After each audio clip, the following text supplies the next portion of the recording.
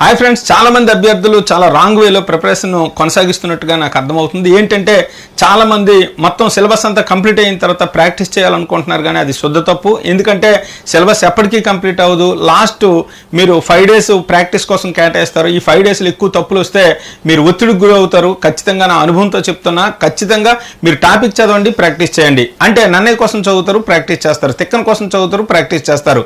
మెథడాలజీలో భాష విభావాలు అనే టాపిక్ చదువుతారు, ప్రాక్టీస్ చేస్తారు. ఇలా మీ ప్రిపరేషన్ కొనసాగిస్తేనే మీరు కాన్ఫిడెంట్గా ఎగ్జామ్ హాల్లోకి వెళ్తారు. అది మాత్రం ఖచ్చితంగా మీరు గుర్తుంచుకోండి డియర్ ఫ్రెండ్స్. మన తెలుగు స్టడీ సర్కిల్ యాప్లో ఏపీ మరియు తెలంగాణ విద్యార్థుల యొక్క కోరిక మేరకు కేవలం ఎగ్జామ్ బ్యాచ్ని మనం రూపొందించడం జరిగింది. సుమారుగా 250 టెస్టులతో అందులో మనం యాప్లో రూపొందించడం జరిగింది. కాబట్టి ఈ అవకాశాన్ని మీరు సద్వినియోగం చేసుకుంటారని కోరుకుంటూ మీ గౌరీ శంకర్ సార్.